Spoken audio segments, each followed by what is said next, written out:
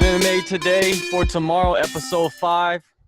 We got the three amigos, Big Tone, MMA King, and me. I don't have a special name, so it's all good. Anyways, hey, that was a crazy-ass main event, right? What do you guys think about that?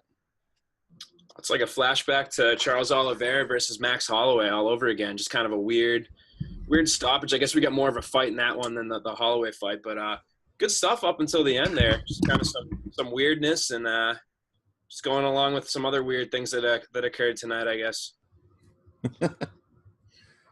Yeah, it's just been a weird few days, I guess. I don't know. Just craziness all over the MMA world. And I guess tonight just kind of culminated in that. It was, I don't know. Obviously he was twisting his trying to get out of the position he was in, and must have seriously fucked up one of his ribs, because I don't know why else he like immediately started tapping when something clicked in his head, and he just started immediately tapping. Yeah, we're used to this kind of stuff now, aren't we, as MMA fans, right? Just the weird is the normal, so definitely keeps things fun. As much as it sucks that we lost the fight, I would not want this sport to run normally. I just wouldn't. Oh yeah, if it was monotonous, it would just be terrible. I mean, we had a guy in a diaper earlier tonight. Diapergate. Diaper gate. There was a bunch of crazy shit. Like I heard Reebok is investigating that wardrobe malfunction at this moment. They didn't like that he was wearing Huggies. They didn't. Yeah. It's a different. Can't be wearing other brands. Come on. I think we almost had a boob pop out as well. Yeah. Oh really? I didn't see none of that. Then we had a press conference knock out Diego Sanchez. So quite the night. Seriously, man, there's so much to talk about because we haven't talked in a while. So let's just start with the UFC 217 aftermath. The whole aftermath. What did you guys think of those fights? Like, I want to go into talking about all the people that were talking mad shit before the fights. They all lost. And it's true. It's kind of a weird thing because that really never, ever happens. Usually it's like one guy will win or one guy will lose. And they all lost their belts, too. All the champions lost in one night. It was, like you said, it's been a weird few weeks of MMA, and it kind of started with that. It did start with that. Sure. And I thought that was a great night. Obviously, one of the best nights we've had in the sport, and I think we're paying for it a little bit now with these injuries. Kind of the hangover from 217. MMA gods are not letting us have everything, be peachy. So, anyway, back to your original question. There's something satisfying. I'm a fan of Michael Bisping. I'm a fan of Joanna. I'm a fan of Cody Garbrandt. But there is something kind of satisfying about seeing that the person that talks shit and the other person's kind of quiet or whatever. There's something satisfying always about those quieter people winning, and so that was pretty cool. And then the other thing is, there's always something satisfying about seeing somebody crowned a champion for the first time, or for once again. So definitely in terms of entertainment value and what could you ask for? You couldn't ask for much more on 217. Big stage, and it lived up to the hype. What about you, John? Yeah, I mean, it was 3 belts changing hands. I mean, we don't get a lot of, or if any, like 3 title fight cards. So I mean, I guess it's kind of redundant to say like it's never happened before, because there haven't been that many opportunities for it to happen. But the only person I thought that was acting out of character, because we know Cody Garbrandt's been talking mad shit to TJ Dillashaw since forever. The Ultimate Fighter, that's all he did. So that's not out of character. You had Michael Bisping, he's always a dick. He's just like classic, like UK, just British, like asshole, which is fine. It's cool. Like those 2 guys, are some, like, I like them a lot. I like watching them fight. I don't care if people are assholes. But the only person who was acting out of character was Joanna.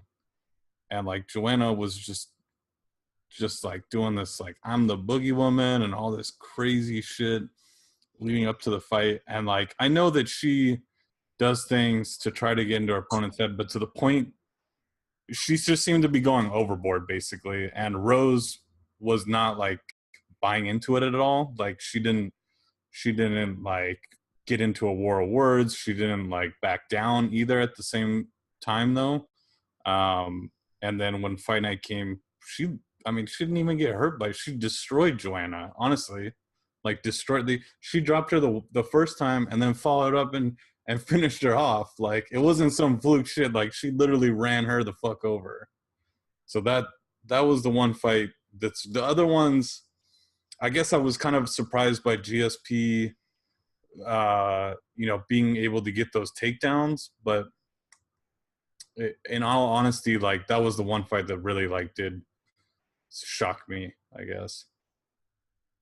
Man, Joanna, it's like, you know, Mr. King said, is that it was shocking, man, that Joanna, it's like, it's satisfying to see somebody that kind of, like sat there and just took it and really didn't talk back. And, they kind of knew their position because they're the challenger. And then go in there and just, yes, run her over. Like, I was shocked, man. I was like completely crazy. Like, what the hell just happened? Because those Trevor Whitman, man, that dude he knows his shit. That's all I gotta say. Her coach, he raised her from like having not really much striking at all. If you'd watch her fights when she first started, to dominating a world championship kickboxer, Muay Thai specialist. It's pretty crazy to see that. Yeah, that's definitely wild, and I think it goes to show you, especially with MMA, the communities. Obviously, you guys both know, Twitter's a huge part of the MMA community, and see everybody always talk about, oh, so and so is inside somebody else's head, Oh, look at, Rose is clearly shook. Like, look at, oh, she's gonna, she's looking into the boogie woman's eyes, all this stuff, and then for her to just go out there and, like Tone said, just piece Joanna, and I just think dropping her twice makes it so much more sound than just dropping her once. Like, there's no questions asked that wasn't some type of fluke, like Tone said. But back to the original thing, the fact that everybody's talking about people being in each other's heads, I think that goes to show you kind of that it's maybe we're over analyzing or over reading into these things. The same thing with Cody Garbrandt against Dominic Cruz. Cody's not the most articulate guy. He was clearly frustrated throughout that whole thing, especially in the trash talk department. And then he went out there and whooped him. So these people, 95% of these fighters are really more mentally sound than I would ever be in my life. So I think sometimes we read too much into that, and maybe that plays into what our surprises, our feeling of surprise when the mentally weak person ends up winning. It's all bullshit. Cage rest is bullshit. The octagon jitters is bullshit. The fucking so-and-so's in whoever's head. It started with the McGregor's in everybody's head. And fuck it. It's all bullshit. Like all that stuff. What about Joanna coming out and saying that she didn't tap to strikes? Did you see the replay? Do you think she tapped to strikes? Yeah. It was pretty clear, right?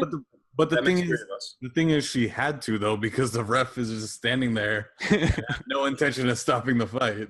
Hey, that Yamasaki? Was he the ref? I don't remember, but I don't think it was her fault, and I don't think she shouldn't get a rematch because she didn't tap the strikes. I don't fault her or think she's any less of a fighter because she did it. I think it was just a matter of circumstances. Like if you had a better referee in there, they just stopped the fight, because clearly she's out of it and not defending herself. She didn't even know where she was after the end of the fight. She was had that glazed look and didn't know where to go, So I don't blame her one bit. What about you, King? No, I'm with you on that one. I would, again, kind of goes in line with what I was saying. These people are physically and mentally more tough than I'll ever be. So, I can't criticize anybody for tapping to strikes. I think obviously when you come out and say, oh, I didn't, and then the tape again appears to say the opposite, then you start getting into that argument of whether or not she did or didn't. But it's really all semantics. It doesn't really have any meaning other than, she said that she didn't. It kind of reminds me of Alistair Overeem right after he got knocked out, and he thought that he tapped Yeah, Stipe yeah. with the choke. Yeah, that was another example. Like people were kind of shitting on Alistair for that, but at the same time, like dude just got punched in the head where he went unconscious. Like I don't fault him for it. So Yeah, I think like too many people are sitting behind their computer and oh writing yeah, things, without thinking things through too much, for and sure. that's kind of the shitty part about fandom, I guess, is that a lot of the fans, they don't care about anything. They just write whatever the fuck they want to write about, and that's it. Right. And that's good. I guess that's good and bad for MMA. But I don't know. Like you said, these fighters, man, you got to respect them. That's number one. You have to respect what they have to go through, because if you ever seen or ever experienced any of the things that they have to do to get to a fight, just to get to the fight, not even fight, but just to get there, it's Right. it's hell, basically. It's hell. Because some of these guys, if you see them when they're not in training camp, they get like 30 pounds, 40 pounds, 30 pounds overweight, not 40 pounds, like about 30 pounds overweight. And then they have to go through camp and lose 30 pounds and then get ready to fight somebody in like 5, 6, 7, 8 weeks. It's pretty insane. Yeah, That's it's wild. mental. Yeah. Mentally, you got to be strong. Yeah, absolutely. And you don't even throw in the fact like they have to avoid injuries. They have to, spend hours and hours every day at the gym away from their families. They put these people's livelihoods are on their line. They're fighting for not only wins and losses and moving along to the the rankings, but they got their families and everything else. So much pressure on them that you know, it's easier. It's a hell of a lot easier for us to criticize them than to do what they do. All right, since our show is MMA Today for tomorrow, now Yeah. we got to talk about what's in the cards for all these three, matchups that just happened at UFC 217. What does Joanna do now? Tony, go ahead. What does Joanna do? Yeah. I think they give her the rematch. I'm fine with that as well. I think that would be something that you can promote. She's been the only, one of two women's strawweight champions ever. And she has enough title defenses under her belt where I'd say rematch is next. There's no, super, super clear cut number one contender. I'm fine with it. I don't know. What She would you got do? she got whooped though. Like it's I guess in the UFC, they're gonna most likely give her the rematch, but I would give her Carolina. I would give her somebody that already beat her, Rose, and Yep. do it again. I think didn't they fight 5 rounds? Didn't they fight in the main event when Rose lost to Carolina? I Not don't remember. I don't remember that fight, but there's so many MMA fights now that my Yeah, brain is kind of just turning into much. But yeah, scrambled. Well, I that think would be a great matchup. I know Jessica Andrade is somebody you have to throw in there too. So it's one of those four people. My guess is the UFC, knowing them, like you said, probably going to go with Joanna again. But those other contenders, they're so happy. They're happy. They're happy that there's someone new up there on the top of the mountain that they could actually fight. You know what I mean? Because Absolutely. they No, all it's lost to her, so right. it's A hard to get a whole rematch. landscape of new matchups now, and styles make fights too. So we've learned that time and time again. The MMA math almost never adds up, and it'll be interesting to see where they go from there. Who do you think can beat her though? Who do you think can beat Rose? Like if she doesn't fight Joanna, who is the fighter that you can see okay, this person could definitely beat Rose Namajunas? Yeah, that's a tough one. I'm going to go out on a limb. I'm going to say Jessica Andrade. I think would be a good matchup. I think her aggressive style maybe would be a little bit much for Rose, but honestly, after last weekend, she seemed to neutralize another aggressive fighter in Joanna. So I don't know, man. That would be a tough one. That would be a tough one. I'd say Andrade is maybe her best challenge out there right now. What about you, Tone? for Rose, Yeah. like Who can beat her? who could beat her? A lot of girls. Oh, so you see many options in Yeah, the I think division. there's. I mean, I think it's all. I mean, it's just kind of like fantasy right now because I mean, in my head, they're like 99% doing the rematch. But I mean, if she wins the rematch and then takes on some other challenges, Andrade for sure, and then you have like the other up and coming 150 pounder, because there's like some young talent in that weight class. But with the 125-pound division, it kind of muddies the water a lot too. So I don't know, man. I think the Joanna option is the best. I complained and bitched a lot when Jose Aldo didn't get a rematch, so I'm not gonna sit here and say she should fight. She shouldn't get a rematch when I, campaigned for Jose to get one. Long time champions should get rematches regardless of the outcome of the fight. Good point. Now let's move on to the bantamweight title. Does Cody Garbrandt get a rematch? No. Fuck no. Why? No.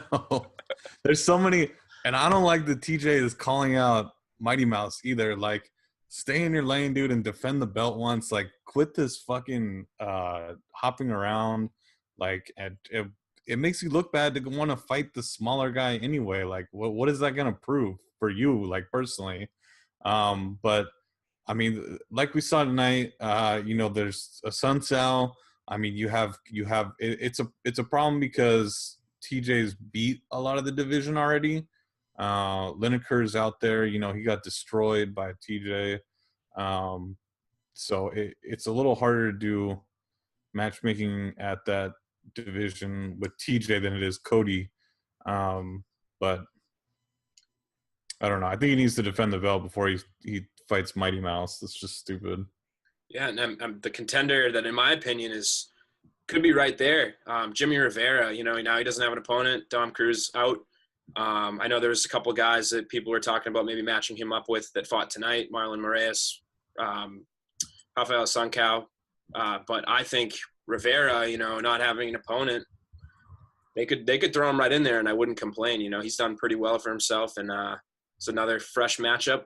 We like those, and pair up Cody and that bantamweight, the top of the bantamweight division right now. There's a lot of guys that are one fight away. They're not there yet, but they're one fight away.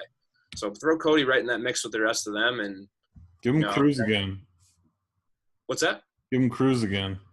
Yeah, I'm fine with that. Even that was a great first fight. That was one of the best fights of the year, and why not? I think Cruz is done, man. I think he he's gets hurt done. all I the think his body is just. What happened to him? Didn't he break his arm or something like that? Yeah, he broke his fucking arm. Yeah, man. It's just. Hey, he got a cushy job. He's been the champ many times. Why go through it again and again just to be disappointed? Like, I don't understand. Maybe to fight TJ, I guess, would be the best fight for him if he comes back. But other than that, that doesn't make sense. I think the Cody fight makes sense because there's some bad blood there, and obviously the first fight, he lost, whereas TJ he's already beat twice now, right? So no, once. they only fought once. Yeah, they only fought once. That's crazy. Both those guys have been around forever. Because anyway, they danced around so much that you thought they fought twice. Yeah, true. I'm much more willing to see the rematch of Garbrandt Cruz than the rematch of TJ Cruz. I don't know. Well, Rivera has Jimmy Rivera, they have a kind of like a backstory because Jimmy Rivera was talking about how he trained with TJ before and he was like working him. So they kind of have a little story. Everybody seems to have a little story about TJ Dillashaw, like training with him and how he's a dick, or how he punched somebody when they were down, or or they worked him or he worked them. I don't know.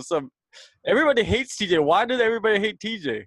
Yeah, that was maybe the first time I heard a "fuck you" chant during a fight. I mean, he backed it up because about 30 seconds later, Garbrandt was laying on his back, but. Everybody. I mean, I like TJ Dillashaw. I'm a fan. Everybody's gunning for him. I guess I don't know. Yeah, I like him too. I didn't like him until everybody started hating him. And then Mr. Grandpa Uriah Faber is coming out talking about. You know, like he's gonna come out of retirement and fight TJ. TJ would destroy Uriah Faber. I just want to say that right now. He don't have any chance of beating him. It's not even close. I can't disagree with you there. Rewind 18 months, I'd like to see that fight, but we're not there right now. And yeah, I don't think that would make much sense. But you never know. You know, WME, the entertainment, the E, that's what they're about. So not ruling anything out at this point. You know, we could have CM Punk going for that shot, and I wouldn't be shocked. But Oh my god. nah. What about now? What we know what's gonna happen with Michael Bisping because they just announced that he's gonna go to Shanghai and fight Kelvin Gastelum. Okay, how crazy is that shit? Like, Yeah, we'll talk about that in a little bit because I want to talk about let's the Shanghai card that's coming up. You know, because we're gonna have a shit show in a little bit. But GSP, like, what are we gonna do with GSP, man? I don't think he wants to be at that weight class. I don't think he does. They had Whitaker in the arena sitting like cage side. I'm pretty sure he was there to be used as a prop. GSP said nothing in the post fight or even the press conference about defending that middleweight belt. He's obviously extremely undersized and facing an actual like I don't want to shit on Bisping because I was about to shit on Bisping really hard, but like fighting like somebody like Whitaker and not like a 38-year-old might be really bad for his health. But I was just surprised that he was able to fucking like just wrestled the hell out of Bisping. That was what I was not expecting. And then his striking was like much more diverse than he usually is. Like he was throwing side kicks and like all kinds of stuff that he doesn't usually throw. So that extra work on the striking definitely paid off. Yeah, I mean, there was that one combination he threw that was like a Superman punch into a wheel kick. Like, I agree with you. You know, the only thing that I see that was maybe a little worse was I thought his speed. He was a little slower, but I mean, 4 years is an eternity for MMA. For him to come back, it wasn't like, you know, people can say what they want about Michael Bisping, but it wasn't like he was fighting somebody else that was extremely, someone that was extremely washed up, or some UFC newcomer or something, or some 500 fighter. Like, he was fighting a guy that, at worst, if you forget about the belt, is still in the top 10, like still maybe in the top 6 or so.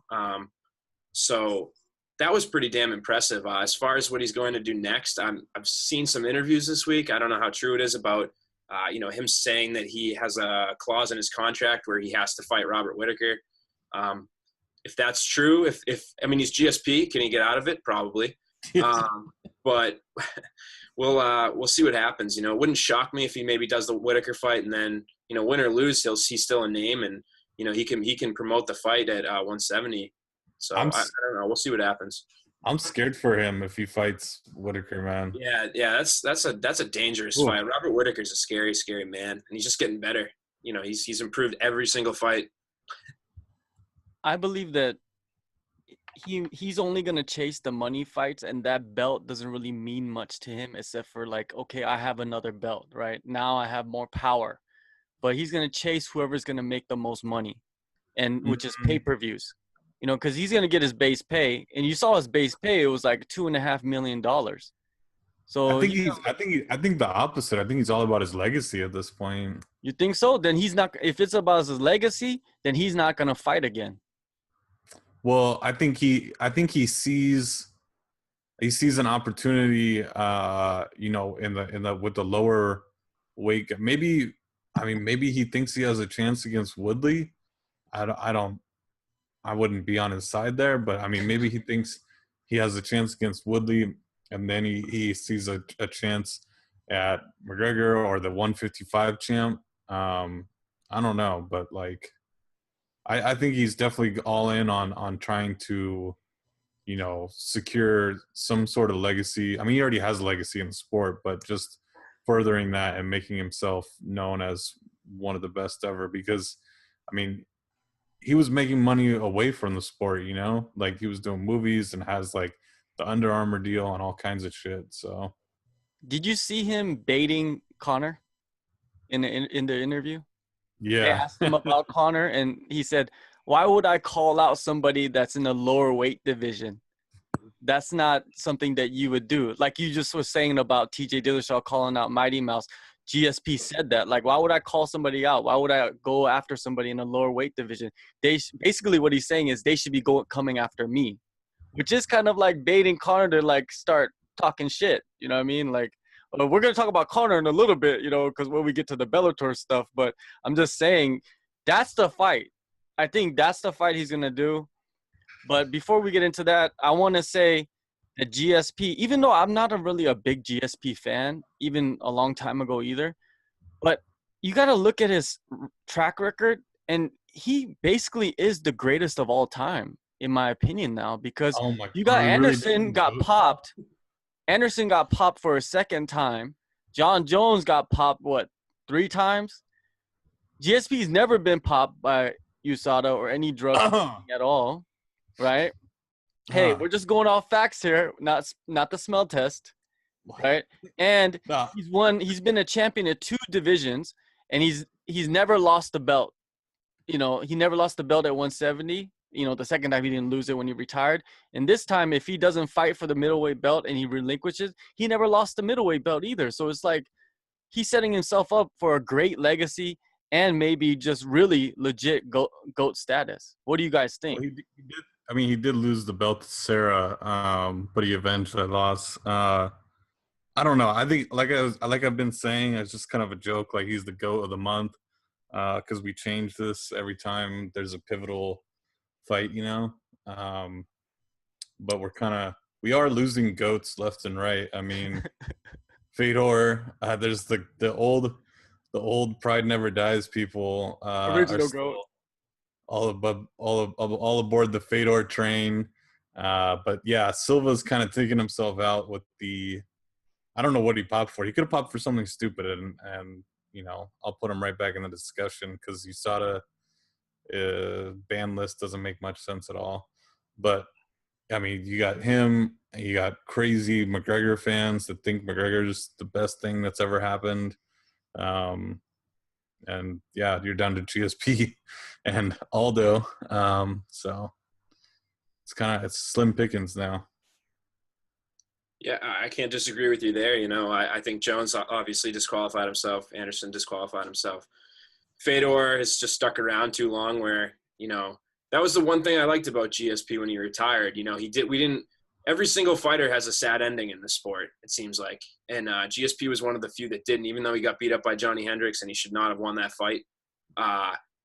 You know, he had a happy ending to a certain extent. You know, he had been on a huge winning streak. Everybody thought him the greatest welterweight champ ever. He's in the GOAT discussion. You know, so that was a little disappointing. I won't complain about him being back. I love watching him fight, but that was a little disappointing to me when he came back. But yeah, man, I'd have to say right now, you know, it changes by the season, but GSP is my pick for number 1 pound for pound all time. Okay, but are we really just gonna eliminate Anderson like that? Like what if because we haven't gotten the details yet. What if it's a diuretic or something like that? Oh no, absolutely. I'll definitely take that into consideration. I guess I assumed on that one, you know, that from his history from the prior offense that it would probably be something along those lines. But you're right. You're absolutely right. You know, give him the benefit of the doubt till now. If I had to throw him in the conversation with GSP, that would be a very, very tough debate for me. And again, it's one of those things where GSP had the happy ending. Anderson didn't necessarily. You know, he's been beat a few times. He's kind of not, you know, when I think of Anderson now, I think of maybe a little bit watered down of a version than I thought of when he was in his prime. So that would be a tough debate. I'd have to sit and think about that one. But I'm sure somebody else will come along, and the next scene, Demetrius Johnson will be in the conversation or something, and we'll have to pick somebody else. Yeah, it's, you know, if you take USADA out, you know, even with Fedor, you knew that he was never getting tested. So if you take the drug testing out of the equation, then there's, you know, there's no one guy. There's no one GOAT. There's just like a bunch of them. There's a field of you're a herder, and there's a field of GOATs out there. And you're just like, there's that one GOAT over there at the light heavyweight division, and there's the GOAT over here in the heavyweight division. You know, like there's so many. So but with USADA, they kind of just fucked everything up, in my opinion. You know, like they're drug testing, and then they find something, and then they release the information about a person, and but you just hear like fickle details, right? Because we don't even know exactly what Anderson got, popped for. It could be nothing, right? So I guess myself, I kind of jump to conclusions about fighters, and that kind of sucks, even though we're part of the media. But I'll never write an article about that, like my assumptions on somebody, right? So it's weird, man. It's a weird situation, and GSP is in prime position right now, in my opinion. Like, it's just he's in the prime position to like walk away and as one of the greats, or even continue fighting. And he has so many opponents that he could take on. It's just weird. It's just he's holding the cards without doing it like Connor or whoever else people want to compare him to. So it all depends. Now, Absolutely, there's something to be said for that. To have the chips in your, to have that type of control and not have done it through, talking or doing it through, I don't know. I'm not going to get into that whole thing, but it's a discussion for a different day. But commendable, and it's rare. So Yeah, I mean, he's done it with barely being able to speak the English language. So right. credit to him.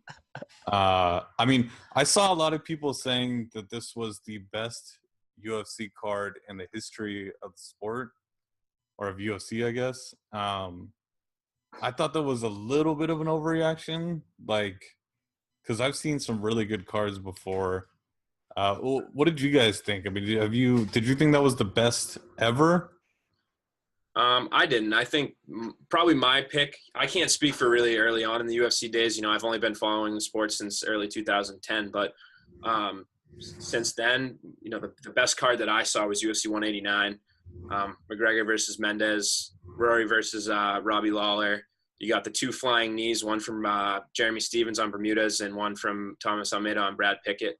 And then Gunnar Nelson versus Brandon Thatch, I think, was on there. Means versus Matt Brown. So that was a great card, and that was just one of those really special nights. And this one would be in my top, dozen or so. But I think that might have been a little bit of an overreaction just because of the magnitudes of of who was fighting and the upsets and things like that. A lot of them were quick. A lot of the main card fights were quick.